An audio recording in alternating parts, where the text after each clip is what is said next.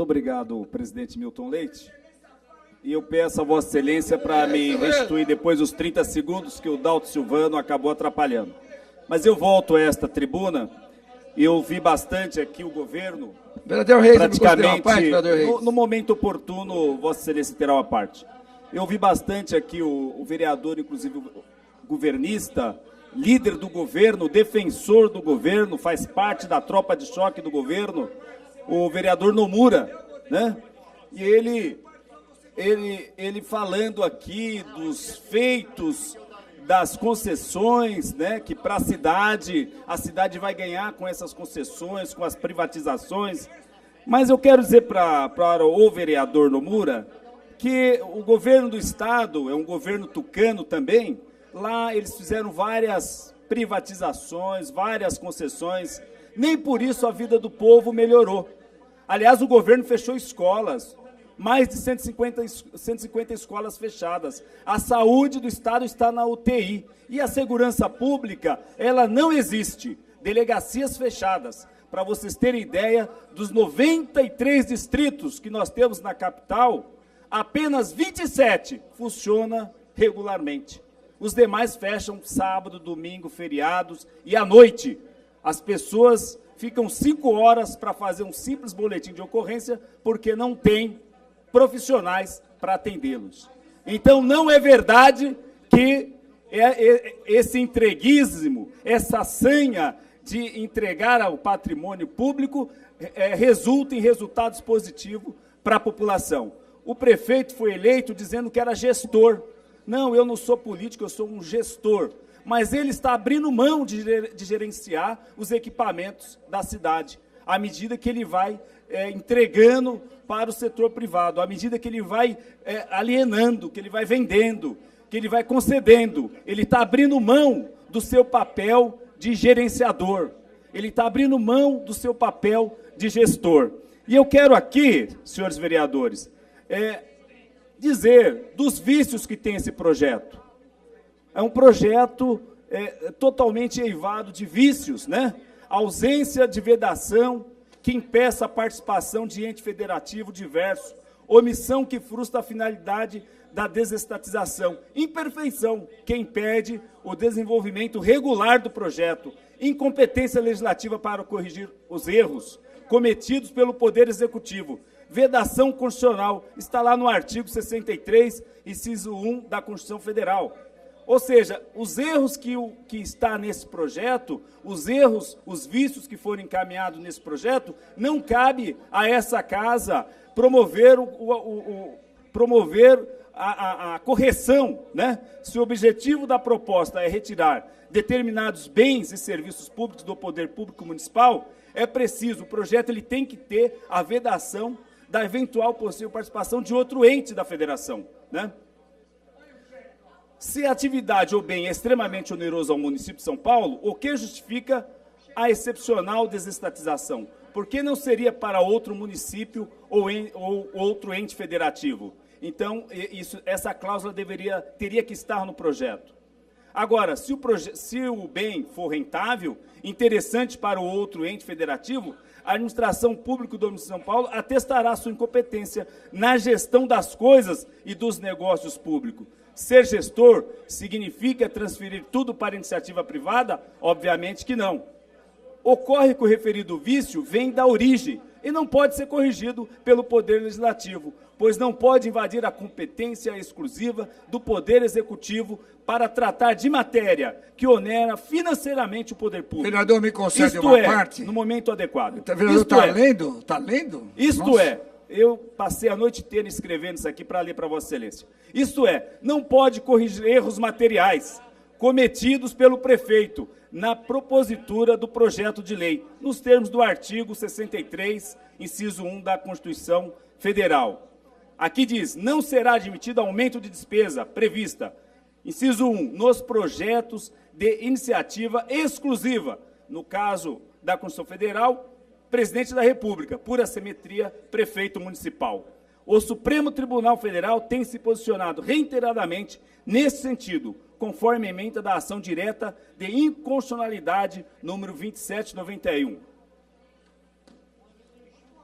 inconstitucionalidade formal, caracterizada, emenda parlamentar a projeto de iniciativa exclusiva do chefe do Executivo, que resulta em aumento de despesa, afronta os artigos 63, inciso 1. Assim, a imperfeição apontada impede o desenvolvimento regular do projeto de lei, em decorrência da referida vedação constitucional. Por isso, esse projeto deve ser considerado inconstitucional. Tá? Nesse esteio, José dos Santos Carvalho Filho, Manual de Direito Administrativo e a ação direta de inconstitucionalidade, relator ministro Gilmar Mendes. No momento, qual que é o projeto ao qual o senhor está se referindo? O 367.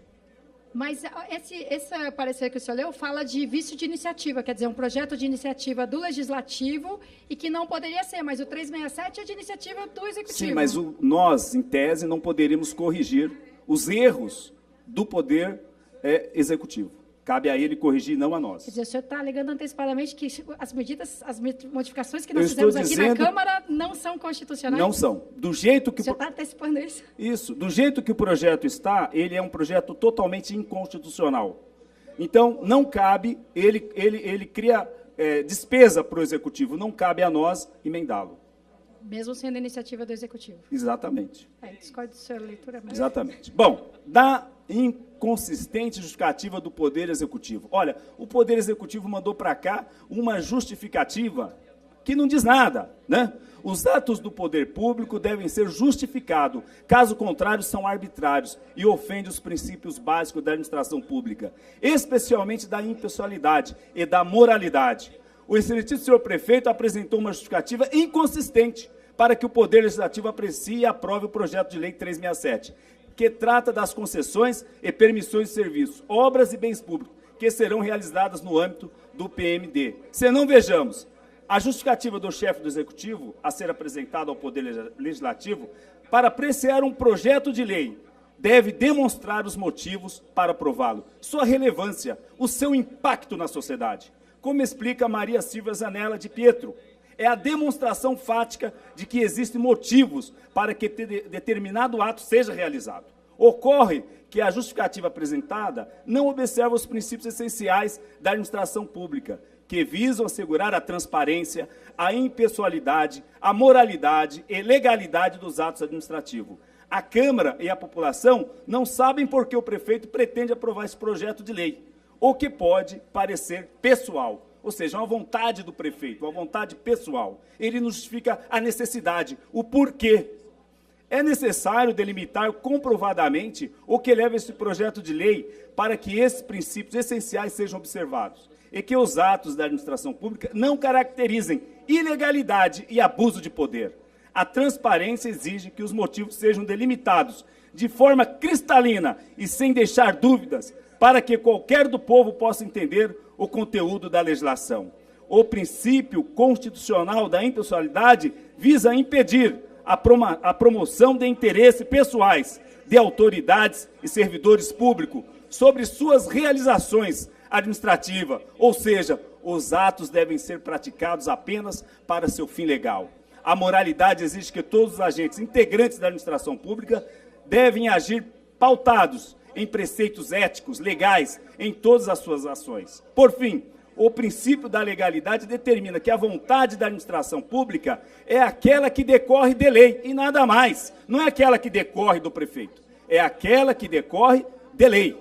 Ainda não basta introduzir um projeto de lei para votação sem que exista a mínima justa causa em sua existência. Os atos administrativos, os atos da administração pública não devem ser imotivados e muito menos realizados sem necessidade, isto é, a necessidade da população do município de São Paulo. São diversos problemas práticos e urgentes, bem como os compromissos firmados pela Prefeitura, de modo que não faz sentido introduzir e fazer passar por todo o trâmite legislativo um projeto que não beneficiará a população e que não observa os princípios e objetivos da administração pública.